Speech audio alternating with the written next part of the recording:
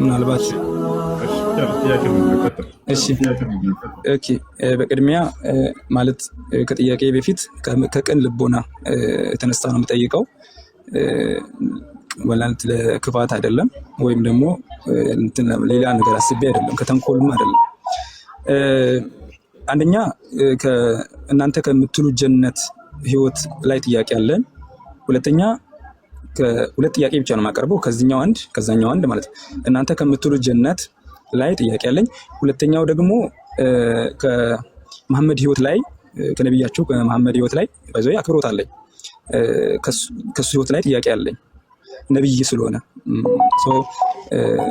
በእናንተ ያው በእስልምና ትልቅ ቦታና ትልቅ ቦታ ስፍራ ስለሚሰጠው በሱ ህይወት ላይ አንድ ጥያቄ አለኝ። ሌላው በእናንተ ከምትናገሩት ጀነት ላይ ጥያቄ አለ። የመጀመሪያው ከጀነቱ ልነሳ። ጀነቱ ላይ አንድ ሰው ከሞተ በኋላ 72 ሴቶች በገነት ይዘጋጁለታል። እነሱም ደግሞ ድናግላን ናቸው። ከዛ ወዲህ ተራክቦ ከፈጸመው ወዲህ ተመልሰው ድንግል ይሆናሉ እና ደግሞ የወሲብ ጉልበትም ይሰጠዋል አንድ ሰው ማለት ነው። አንድ ወንድ እስከ 72 መሰለኝ ምናልባት ካልተሳሳት ቁጥሩ ላይ ማለት ነው። አንድ ወንድ 72 ሴት ጋር በጀነት ግንኙነት የሚያደርግ ሆነ አላህን የሚያመሰግንበት ሰዓት አለ ወይ? ወይስ ምስጋና በጀነት ለአላህ አይቀርብም? እቺ እንድትመልስልኝ ነው።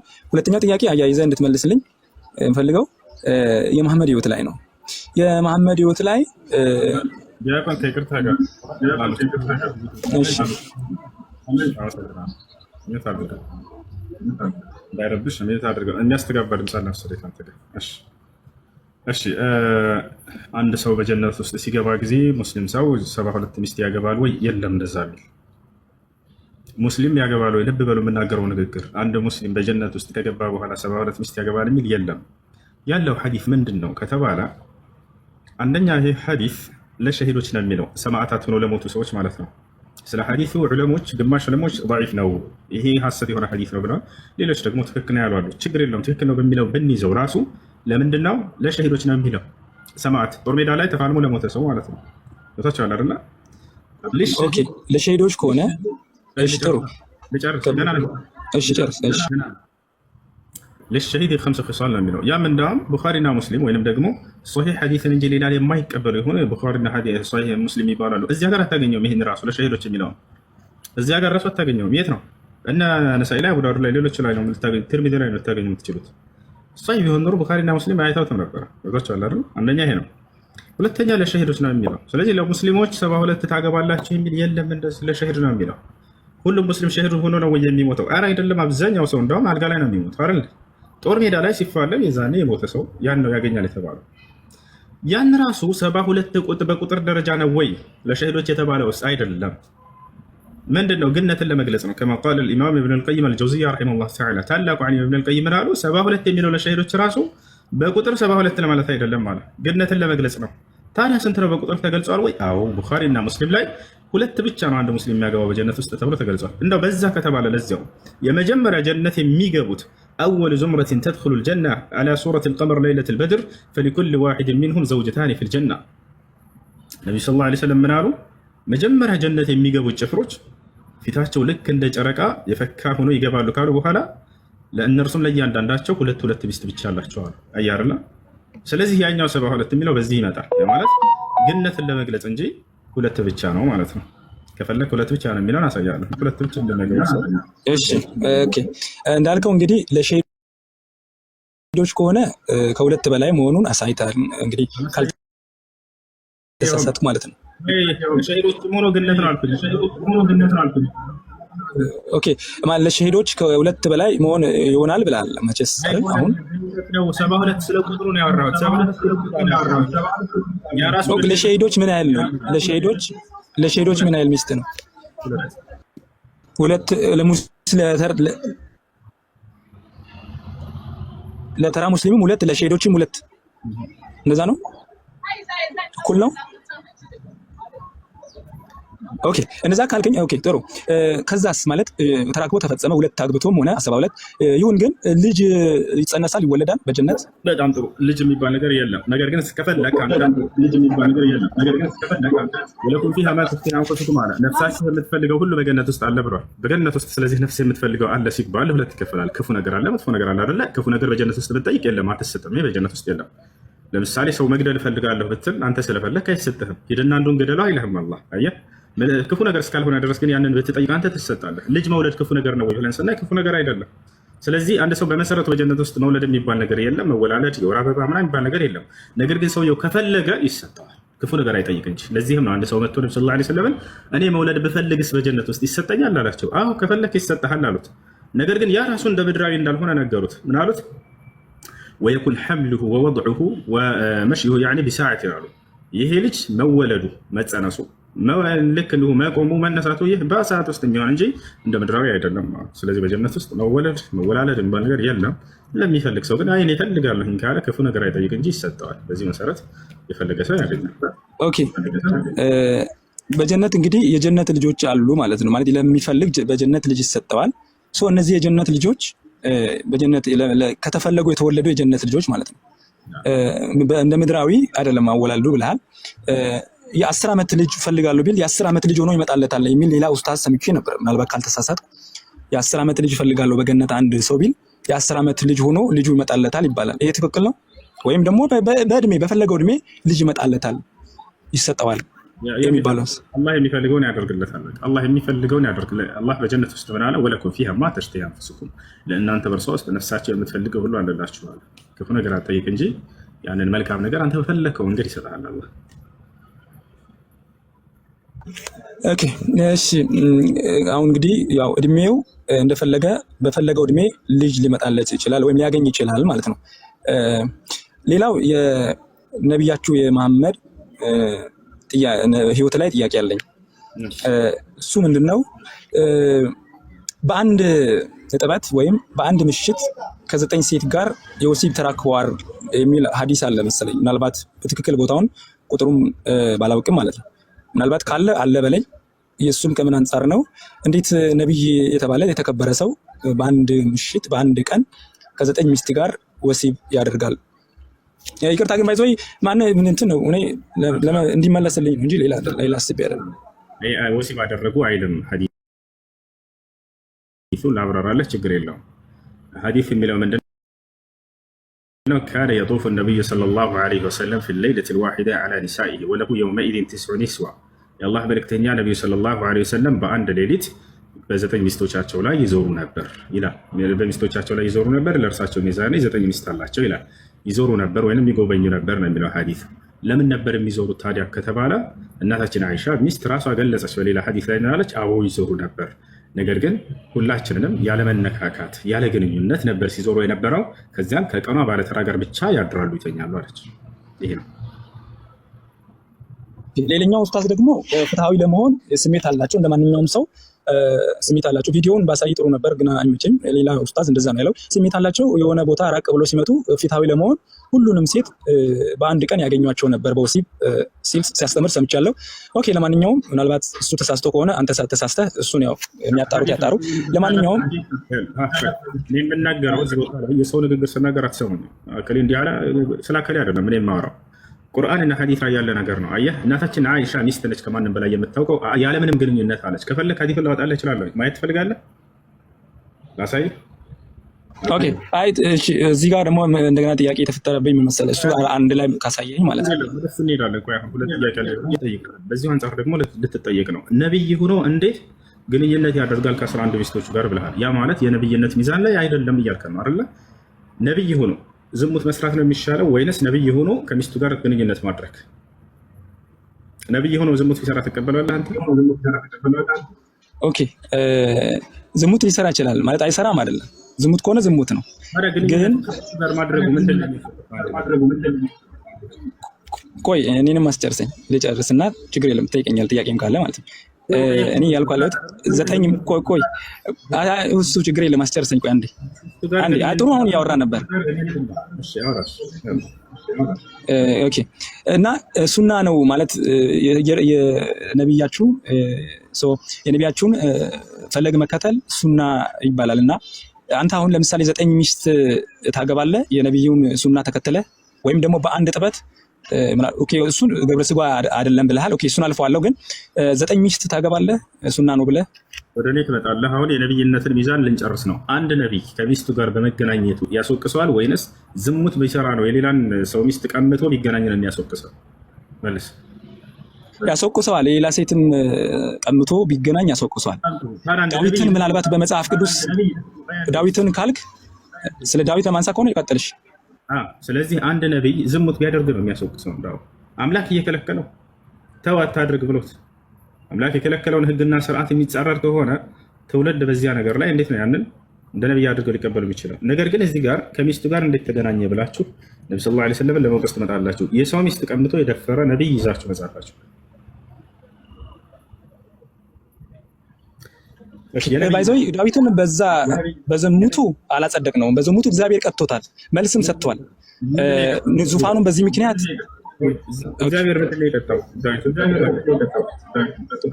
ዳዊት እንግዲህ በዛ ምክንያት የኦሪዮንን ሚስት ቀምቶ ለራሱ አድርጎ በዝሙት ፈጽሞ ከሷ ጋር እንደገና በጦር ሜዳ ደግሞ ባልየውም እንዲገደላል።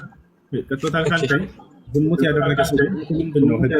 እግዚአብሔር ምን ብሎ ተናግሯል? ዝሙት እግዚአብሔር አላጸደቀውም። የዳዊትን ይህንን የዝሙቱን እኮ እግዚአብሔር አላጸደቀለትም።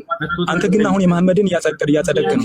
ቀጥቶታል ብለኸኛል አይደለ? ዳዊትን በጣም ጥሩ ቀጥቶታል እግዚአብሔር ካልከኝ፣ ዝሙት ያደረገ ሰው ቅጣቱ ምንድን ነው በእግዚአብሔር ሕግ? በብሉይ ኪዳን ዳዊት እንግዲህ የተቀጣው ልጁ በሱ ላይ እንዲነሳ።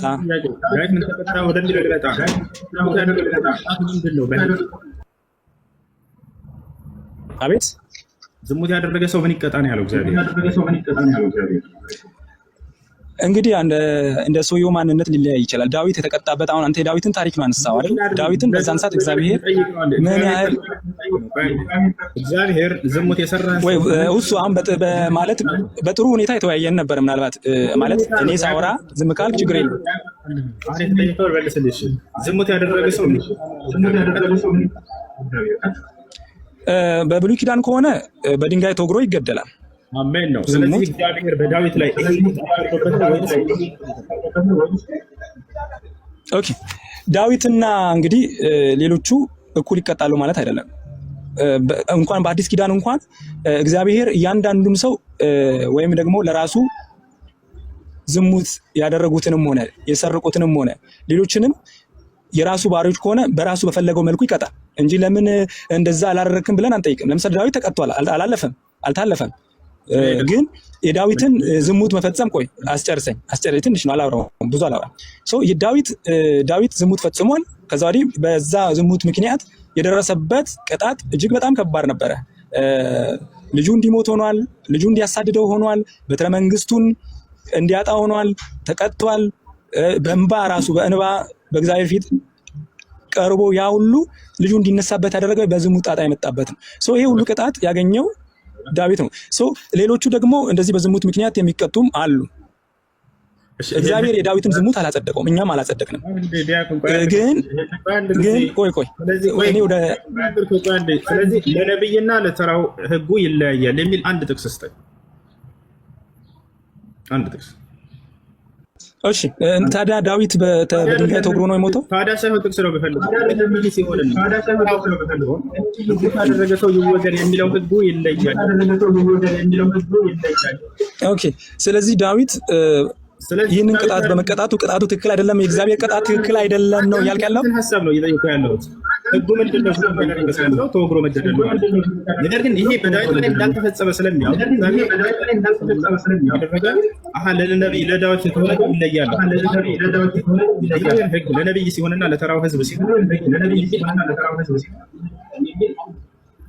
ኦኬ እኔ አሁን እኮ መለየቱን እያሳየሁኝ ነው። አሁን መለየት ጥቅስ እኮ ማምጣት አያስፈልግም።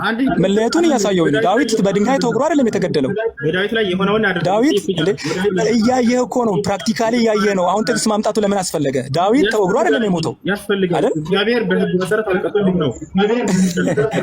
አሁን ይኸውልህ ነገሩን ዳይቨርት አታርጉ። እሱ ምናልባት በግልጽ መጽሐፍ ቅዱስ ላይ ያስቀመጠውን ነገር ሲሆን ይለያል የሚል የተነገረበት አንዱ ታስተምሽ። ኦኬ። ስለዚህ ዳዊት በድንጋይ ተወግሮ ነው የሞተው። ስለዚህ እግዚአብሔር በዝሙት ምክንያት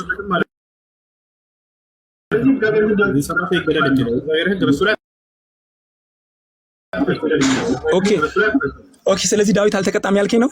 ወደ እሱ ልመጣ ነው። አብሽሪ፣ ወደ ቀጣው ቅጣት ወደ ልመጣ ነው። አብሽሪ፣ ግን ዝሙት የሰራው ተብሎ ይገደል የሚለው እግዚአብሔር አልተፈቀደ የሚለው እግዚአብሔር በሕግ መሰረት አልቀጣውም ዳዊት ማለት ነው። የሰው ሚስት ዳፈው ዳዊት ማለት ነው። የሰው ሚስት ዳፈኛ ልክ ነህ።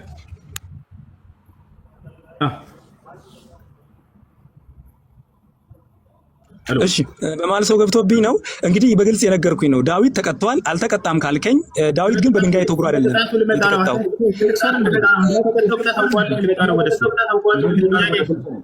ዝሙት የሰራ ሰው ቅጣቱ ምንድን ነው? በእግዚአብሔር ሕግ በዳዊት ላይ አልፈጸመውም። እግዚአብሔር ሰዎች አልፈጸሙም። ታዲያ ሰዋት አልፈጸመውም። ዳዊትን በሌላ መልኩ ቀጣው። ይሄ እግዚአብሔር መብቱ አይደል እንዴ? እግዚአብሔር መብቱ አይደል? በፈለገው መልኩ ባሪያዎችን መቅጣት አይችልም? በፈለገው መልኩ በሕግም ያለ ሕግ መቅጣት አይችልም ባሪያዎቹ? ነገር ግን ያ ሕግ አንዳንድ ሰዎች ላይ አይፈጸምም፣ ሌላ ሰዎች ላይ ይፈጸማል። ዝሙት የሰራ ሰው ለምሳሌ ሰራ አይደለ? ነቢያችን በኢስላም ለምሳሌ እንደ ሕግ ወረደ። አይ ይሄ ቀረብ ያለ ሌላ አካል ነውና ይተውና እንደዛ ነብዩ ሰለላሁ ዐለይሂ ወሰለም የተናገሩ ንግግር ማለት ነው። ምን አሉ?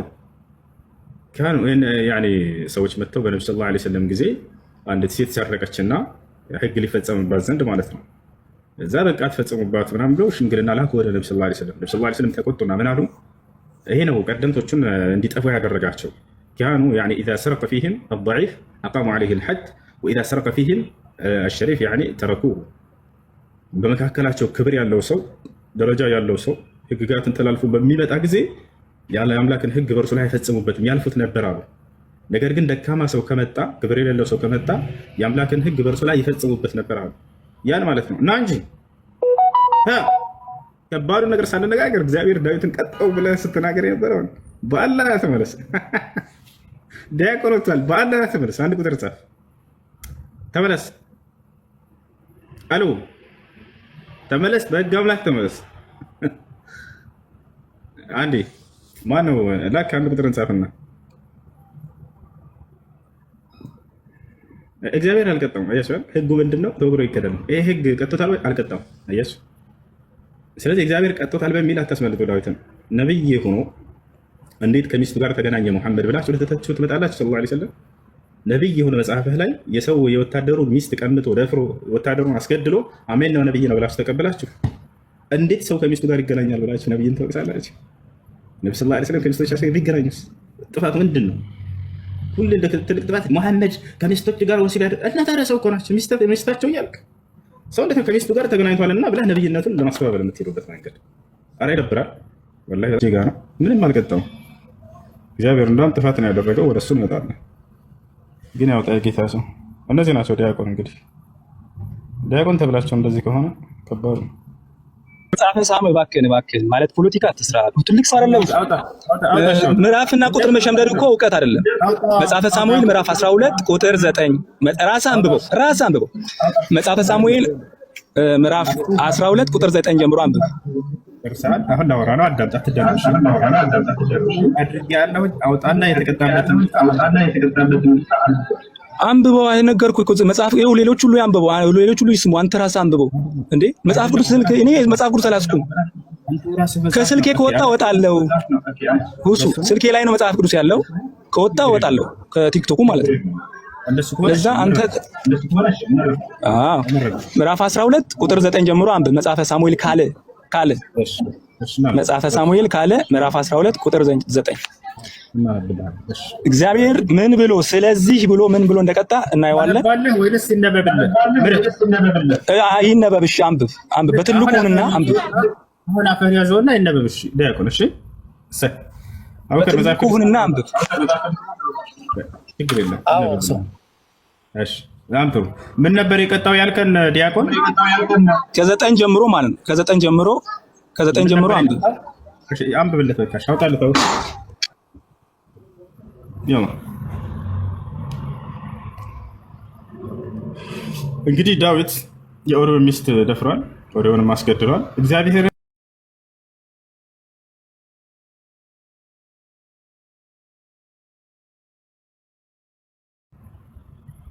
አይሰማም እንዴ? አቡከር ይሰማል? ትሰማለህ? እሱ ይሰማል። አንሳና አንብብልንና አስረዳ የቀጣውን ቅጣት።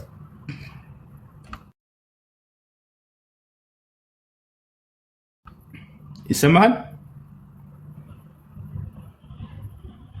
ሄሎ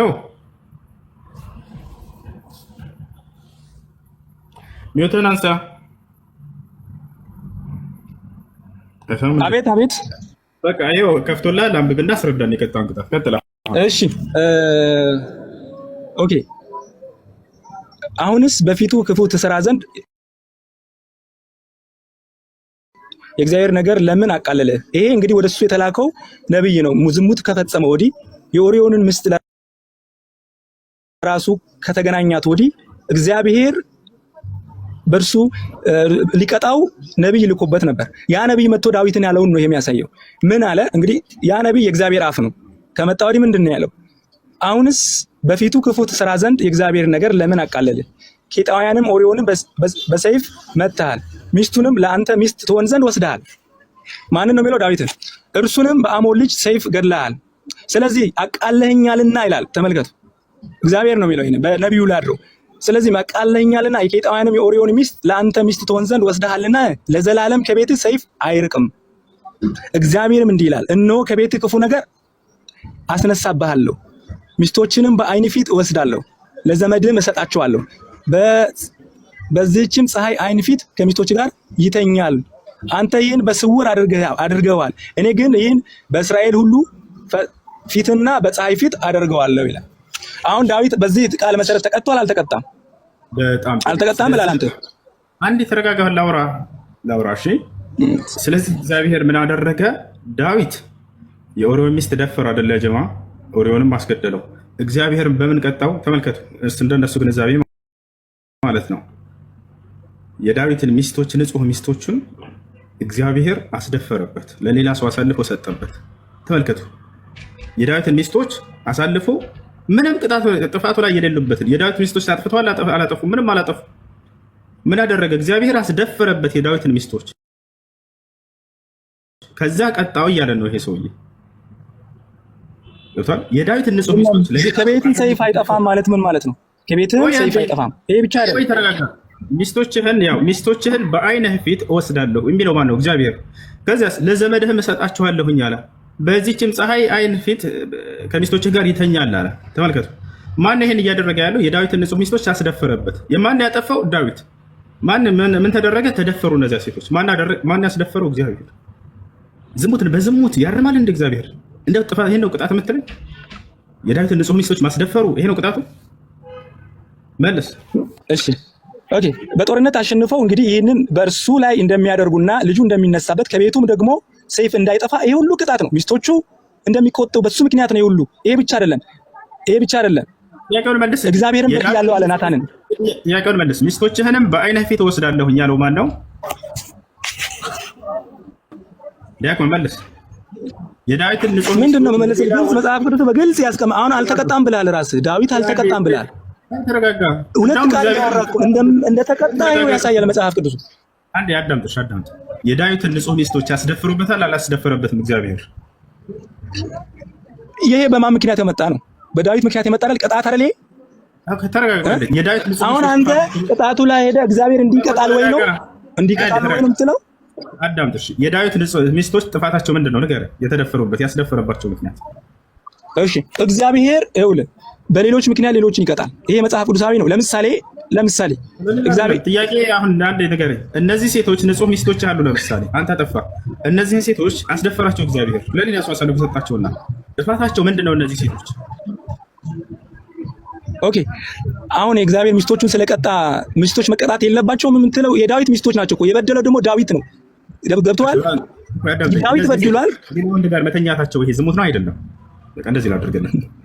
ከሌላ ወንድ ጋር ማለት አንተ የቃላት ጨዋታ ነው ያዝከው። ዳዊት ሲጀመር አልተቀጣም አልከኝ። አይ ሁሱ ማለት መማማር ነው የገባሁት። አንተ ግን የቃላት ጨዋታ ነው ያዝከው። ልክ እንደ ፍርድ ቤት ማለት ነው። እንደዚህ አያዋጣም። እኔ ያልኩህ ዳዊት አንተ ዋሽተሃል። ዳዊት አልተቀጣም ብለሃል። ይኸው ተቀጥቷል። ዳዊት አልተቀጣም። 3000 ምናምን ሰዎች አላችሁ። ዳዊት አልተቀጣም ብሎ ከዚህ በላይ ቅጣት ምን አለ? ተመልከት። በሱ ምክንያት ሚስቶቹ ሁሉ አታዳምጥም እንዴ? ማዳመጥ አትችልም? አይ መጽሐፍ ቅዱስን አታንሳው፣ መጽሐፍ ቅዱስን አታንሳው ወንድሜ። እሺ አዳምጥ፣ ቀስ ብለህ አንድ ጊዜ ይኸውልህ። ዝሙት የሰራ ሰው ቅጣቱ ዳዊት መጀመሪያ እሱ አልተቀጣም ብሏል። አንብቡና ፍረዱ። አዳምጥ። ወላሂ ላዚም እንዳውም ጥፋት ነው ያደረገው እግዚአብሔር። የዳዊትን ንጹህ ሚስቶች ያስደፍሩበታል። አላስደፈረም? ይሄን መልስልኝ። በዳዊት ምክንያት ኦኬ፣ ስለዚህ ተቀጥተዋል። ሚስቶቹም ተቀጥተዋል። ያስደፍሯቸዋል አላስደፍራቸውም? እግዚአብሔር ንጹህ ሚስቶቹ መጽሐፍ ቅዱሱ በግልጽ የተናገረ እኮ ነው። ሚስቶችህን ምን የሚለው ይኸው ለዘመድህ እሰጣቸዋለሁ አለ እኮ። ይኸው መጽሐፍ ቅዱስን አንብበው። እኔ እኮ አልክድም። ወይም አንተ አሁን ቅድም ዋሽተህ ብዙ መልሳል። እኔ ግን ዋሽቼ አልመልስም። የተጠየቀውን መልስ። ይሄን ሳትመልስ ወዴትም አትሄድም። እግዚአብሔር የዳዊትን ንጹህ ሚስቶች ያስደፍሯቸዋል ለሌላ ሰው ወይንስ አላስደፈራቸው? መጽሐፍ ቅዱስን ይላል። መጽሐፍ ቅዱስን አታነብም? ይኸው ሚስቶችንም በዓይን ፊት እወስዳለሁ ለዘመድህ እሰጣቸዋለሁ አስደፍሯቸዋል ይላል። ቃላቱ ለምን መረጥክ? አስደፍርሃለሁ የሚለው ለምን መረጥክ? ለምን መረጥከው? ቃል በቃል አስደፍሯል የሚል የለም። እንደዚህ አይነት የቃላት ጨዋታ ምን ያደርግልሃል? ምን ያደርግልሃል? የቃላት ጨዋታ አታውጣ። መጽሐፍ ቅዱስን አታርቅ ወንድሜ፣ አታርቅ። አሁን እሱ ጋር አስቀምጥ። ሚስቶችህን በዓይንህ ፊት እወስዳለሁኝ። ማን ነው ሚስቶቹን የሚወስደው? ሚስቶችህን በዓይን ፊት እወስዳለሁ ለዘመድህም እሰጣቸዋለሁ። እሺ፣ በዚህችም ፀሐይ ዓይን ፊት ከሚስቶች ጋር ይተኛል አይደል ያለው? ይተኛል ማለት ነው። ስለዚህ የግልጽ ቃል ነው። አሁን ግልጽ ቃል ሆኖ አስደፍረዋል የሚለው ለምን አመጣን? ይሄ ይተኛል የሚለው ምንድን ነው? ይጫወታል ወይንስ ግንኙነት ያደርጋሉ? አሁን እንደዛ ነው፣ ግንኙነት ያደርጋሉ ነው። ይሄ ደግሞ በዳዊት ቅጣት የመጣ ነው። ከሱም አልፎ ቅጣቱ ቅድም አትርሳ፣ ዳዊት አልተቀጣም ብለሃል። ከሱም አልፎ ሚስቶቹ ተቀጥተዋል። እኔ እኮ ሚስቶቹም አልተቀጡም እያልኩ አይደለም። አዳምጥ እሺ። እግዚአብሔር የቀጣው ማንን ነው? ንጹሐን ሴቶችን ነው እያልኩ ነው። ያው ጥቅሱ ራሱ ምን ይላል? ምንም ጥፋቱ ላይ የሌሉበትን ዳዊትን ሊቀጣ ሲገባ ምን አደረገ? የዳዊት ንጹህ ሚስቶች ጥፋቱ ላይ የሌሉበትን እነሱን ለሌላ ሰው ሄዶ እንዲተኛ ከእነርሱ ጋር ወሲብ እንዲያደርጋቸው አደረገ። እግዚአብሔር ጥፋት ነው ያደረገው። እዚህ ጋር እንዳውም ዝሙት አሰርቷል እያልኩ እኮ ነው። ገብቶሃል አይደለ? እነዚህ አብራቸው የተኛው ሰው የትዳር አጋራቸውን አይደለም። በእርግጠኝነት እኔም አንተም እንደምትተማመነው አይደል? ዲያቆን አብራቸው የተኛው ሰው ባላቸው አይደለም። ባላቸው ቅጣቱ ፌር አይደለም። ስለዚህ ቅጣቱ ትክክል አይደለም ነው ወይስ አልተቀጣም ነው? ዳዊት እንዴ አንተ ለምንድን ነው አቋምን አንድ ማታረገው? ሁሉም እኮ ባለ አእምሮ ነው። እሱ ይታዘባል። መጀመሪያ አልተቀጣም ዳዊት አልክ። የእሱ ቅጣት ግን ከሱም አልፎ ሚስቶችም ጭምር እንደተቀጡ ያሳያል መጽሐፍ ቅዱስ በግልጽ ማለት ነው። ሚስቶች ጥፋታቸው ምንድን ነው? ጥፋት ኖራቸው አልኖራቸው በዳዊት ምክንያት ተቀጥተዋል። ይሄ ደግሞ እግዚአብሔር በአንድ ለምሳሌ እግዚአብሔር በመጽሐፍ ቅዱስ እንደዚህ ያደርጋል። በአንዱ ምክንያት በአንድ ሰው ምክንያት ከተማን ሙሉ ሊያጠፋ ይችላል። በአንድ ሰው ምክንያት ደግሞ ከተማን ሙሉ ሊያድን ይችላል። ይሄ እግዚአብሔር በስራው ትክክል ነው። ሁሌም ትክክል ነው። ሌሎቹ ምን አጠፉ? እየተደማመጥክ አሁን ዝሙት የሰራ ሰው ጥፋቱ ምንድን ነው ብዬ ቅድም መጽሐፍ ቅዱስን ክፍል አታሽሸው አድርገው አንድ ጊዜ ተውለት። ዝሙት የሰራ ሰው ጥፋቱ ምንድን ነው ብዬ ቅድም ስጠይቀው ምን አለ? ተወግሮ መገደል ነው አለ። ኦኬ፣ እግዚአብሔር ቅጣት ይሄ ነው። ዝሙት በሰሩ ሰዎች ላይ እግዚአብሔር ቀጥቶታል የሚባለው ዳዊትን መቼ ነው? ተወግሮ ሲገደል ጊዜ ነበረ። ምክንያቱም ራሱ እንዳመነው ቅድም ዝሙት የሰራ ሰው ጥፋቱ ያስወግረዋል፣ ያስገድለዋል ብሎ አምኗል። ይሄን ታዲያ ይህ በዳዊት ላይ ተፈጽሟል ወይ ብለን እዚህ ጋር ቀጥታ ፈልገን ስናገኝ ጊዜ ነው እግዚአብሔር ቀጥቶታል ሊባል የሚችለው። ገብቶሃል አይደለ? ነገር ግን እዚህ ጋር ዳዊት ተወግሮ ተገደለ የሚል ቅጣት ልታመጣ አልቻልክም አንተ። እንዳውም እግዚአብሔር ጥፋትን በጥፋት እንዳረመ የምናገኝበት ጥቅስ ነው። ምን አደረገ እግዚአብሔር ከተባለ የዳዊትን ንጹህ ሚስቶች ምንም ታሪኩ ላይ የሌሉበትን የኦሪዮ መገደል ላይ የሌሉበትን አስደፈራቸው። ለሌላ ሰው ሄዶ አብሯቸው እንዲተኛ ወሲብ ለምን ቁጥር 14 አታነብም? እሱ እባክህን የቃላት ጨዋታ ትጫወት። ነገር ግን በዚያ ነገር ለእግዚአብሔር ጠላቶች ታላቅ የስድብ ምክንያት ቁጥር 14 ወንድም 14 ምን ይላል? ልጅ ይሞታል እኮ ወደ እሱ ልመጣ ነው። አሁን እሱም እንዳው ሌላ ቅጣት አይደለም ወንድም። ለምንድን ነው የምትዋሸው? ህሊናህን ጋር ታረቅ እንጂ ለምን ትዋሻለህ? የቅጣት አይደለም። ሐሳቤን ልጨርስ። ወደ እሱም ገና እመጣለሁ እያልኩ ነው። ምን አደረገ? ታችም ላይ ልሂድለት፣ በቃ ችግር የለውም። እዚህም ጋር እግዚአብሔር ምን አደረገ? ተመልከቱ። የዳዊትን ሕፃኑን ልጅ ገደለው እግዚአብሔር። ተመልከቱ። ከዛ ምን ይለናል? ዳዊትን ቀጣው እያለ ነው። ልጁ ጥፋቱ ምንድን ነው? ንገረኝ። እግዚአብሔር የገደለው ጥፋቱ ምንድን ነው? ኦኬ የልጁ የዳዊት ልጅ ስለ ዳዊት ምክንያት ተቀጥቷል። ዳዊት ተቀጥቷል። ሶ ንጹህ አይደል እንዴት ይቀጣል? ይሄ የእግዚአብሔር ፍርድ ነው። የእግዚአብሔር ፍርድ ነው። እግዚአብሔር በስርዓት ትክክል ነው። ተረጋጋ። ምንም የዳዊትን ቅጣት ሊያመጣልን አልቻለም። የዳዊት ቅጣት ምንድነው? እንደ መጽሐፍ ቅዱስ ከተባለ ተወግሮ መገደል ነበር። ልጁ መሞቱ ቅጣት አይደለም። ልጁ መሞቱ ቅጣት አይደለም። ተመልከቱ። እሺ ልጨርስ። ተረጋጋ። ቀስ በል ልጨርስ። ተቻለረ አሁን ስለዚህ የዳዊትን ቅጣት እዚህ ጋር ያመጣልን አልቻለም። ቅጣት ልብ በሉ። የእግዚአብሔር ሕግ ምንድነው? አንድ ሰው ዝሙት ከሰራ ተወግሮ ይገደል የሚል ነበረ። ይሄን ሊያመጣ አልቻለም ሰውየው። ታዲያ ምንድነው?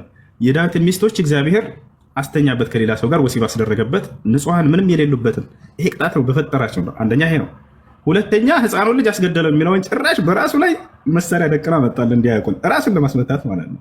ህፃን ልጅን እግዚአብሔር ገሎበታል አለ። የማንን ልጅ? የዳዊትን ልጅ። ህፃኑ ልጅ ጥፋቱ ምንድን ነው? ምንም የለበትም። በዳዊት ምክንያት ልጁን ቀጣው እያለ ነው። ልጁ ለምንድን ነው የተቀጣ? ጥፋቱ ምንድን ነው? የልጁ ኃጢአት ምንድን ነው? ልጁ ተገደለ። እግዚአብሔር ምን ትላለህ?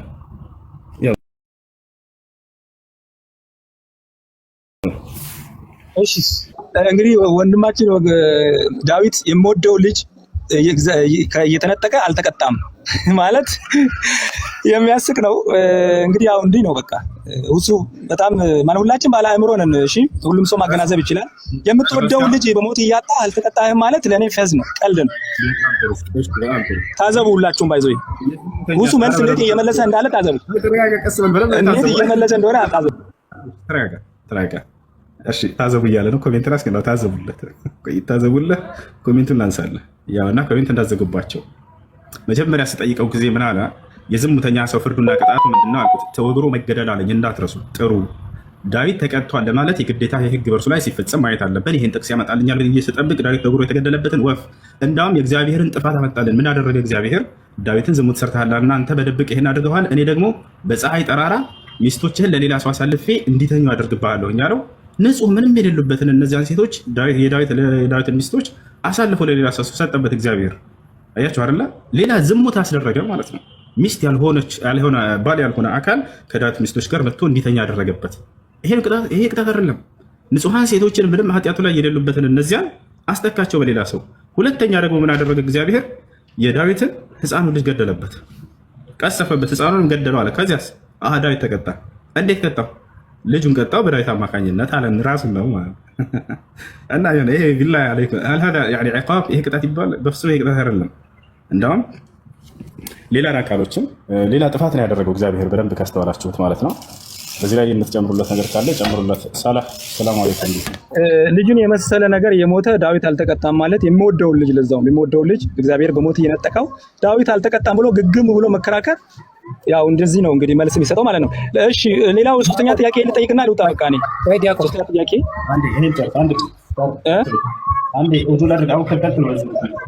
አንድ ፖይንት ላንሳና ሳላ ትቀጥላለህ። ዲያቆን ምን መሰሉት?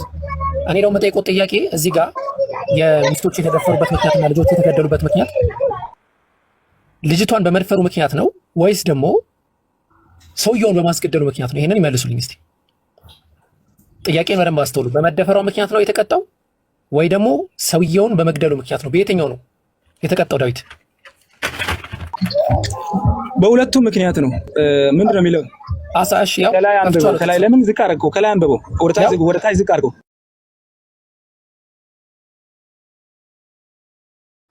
ዝቅ አድርገው እባክህ።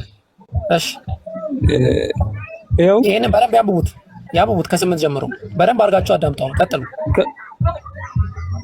ከላይ አንብበው ከቁጥር 9 ማለት ነው። ከቁጥር 6 እሺ 6 እንሂድ። አዳምጦሽ ቁጥር 9 ላይ ነው የሚጀምረው፣ ግን 6 ብለሃል። አንብበው። እሺ ከፍ አድርገው ሙሉ ታሪኩ ሰዎች እንዲያዩት ከፍ አድርገው። አሁን ያው 6 ላይ አይ ከ5 4 3 ያረ ከፍ አድርገው ነው መጽሐፍ ቅዱስ አጠገቤ ስለሌለ ነው ነው። እሺ ወደ ማዳምጥ የሚያስቅ ነገር የለም።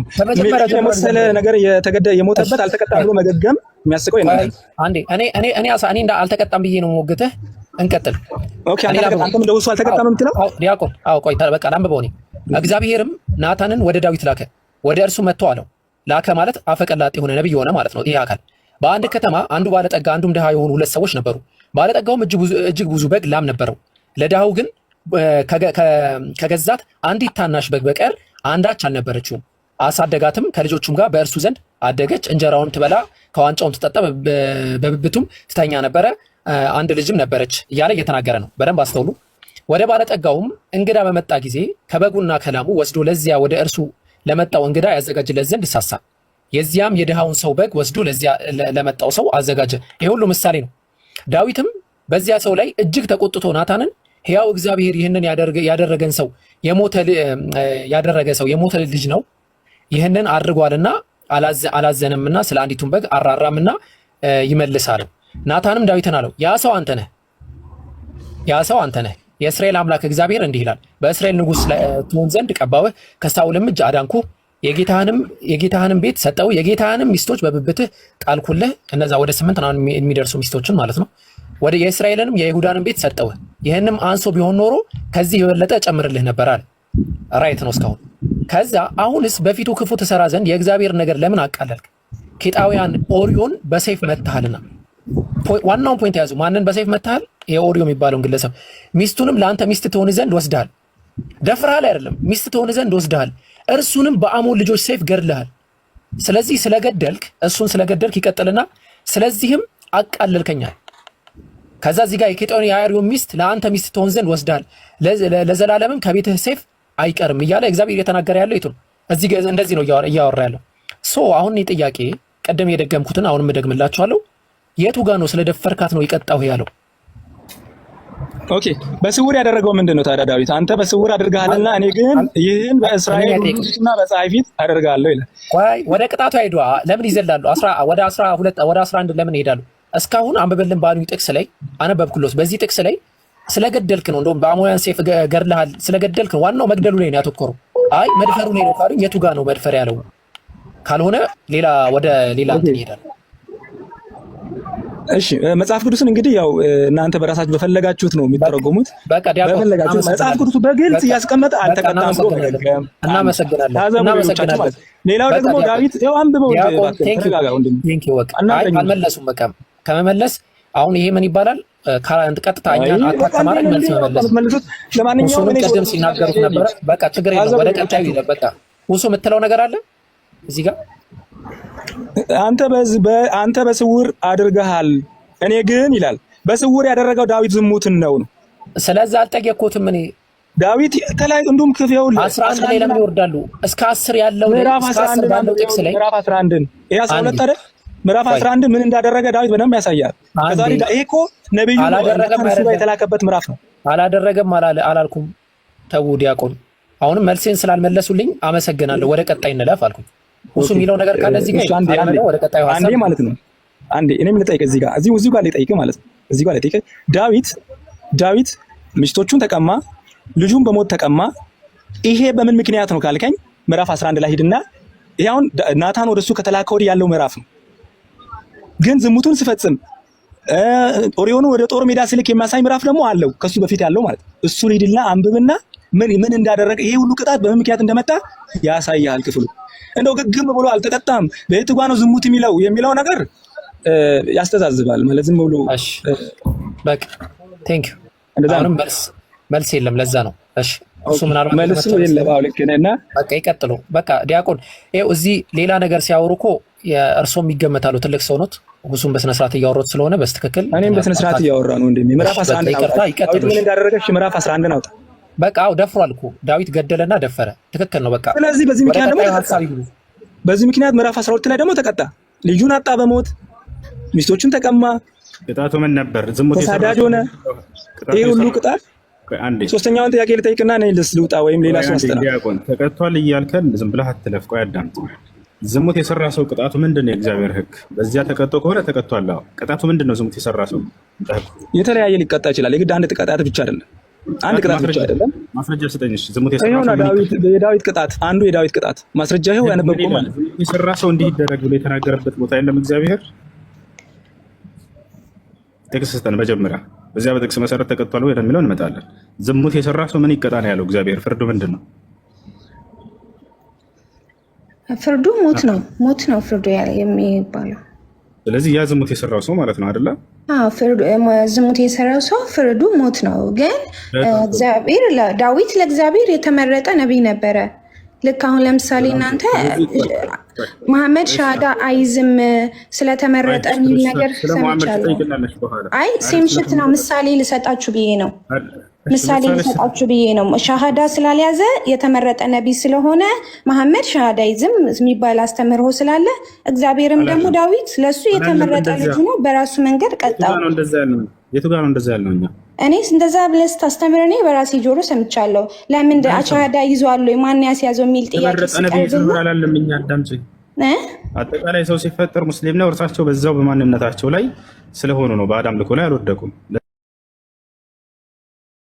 ለዚህ ነው የተመረጠ ነብይ። ቤተሰቦቻቸው በአዳም ልኮ ነው የሚያመልኩት። ለምን ሻሃዳ አልተቀበሉም? ቤተሰቦቻቸው አይደለም ጥያቄው። አንድ ሰው ሲፈጠር ሙስሊም ተደርጎ ነው አይደል?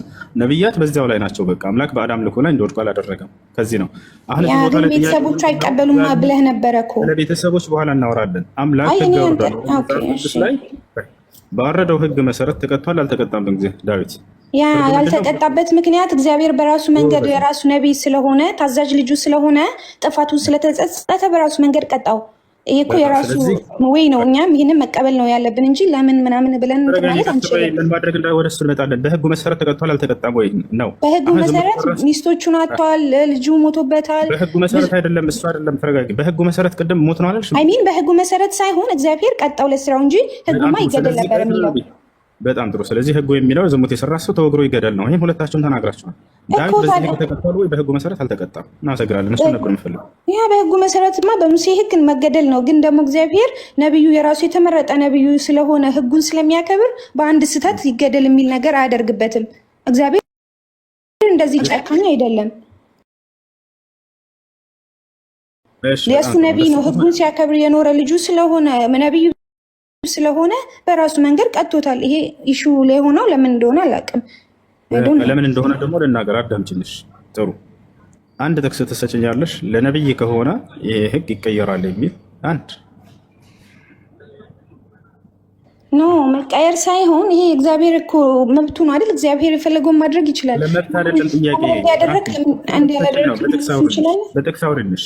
ለነብይ ሲሆን ግን ይሄ ህግ አይሰራም። ህግጋትን ካወረደ በኋላ አንዲት ቦታ እንኳን ኖ ሌላም ቦታ እኮ ካየ ማለት ነው። አሁን እኔ ያው እንትን ብዬ ስላልመጣ ነው እንጂ በህጎች ማለት በመጽሐፍ ቅዱስ ታሪኮች የተጸጸተ ሰው ወይ ደግሞ ታሪኩ ተጣርቶ በስነ ስርዓት ታይቶ ነው ይህም ፍርድ የሚወሰንበት እንጂ ገና ለገና ዝም ብሎ አይደለም ወደ መግደል የሚካሄደው። ገባ? አሁን እኔ የኔም ኢሹ አይደለም ይሄ ያው ያወራችሁ ስለነበረ አስተያየት ለመስጠት ነው እንጂ የኔ እንትን አይደለም። ማስረጃ አለሽ ወይ? ያኔ እኔ ልጠይቅ አልነበረም የገባው ጀስት አይዲያ ለመስጠት ነው።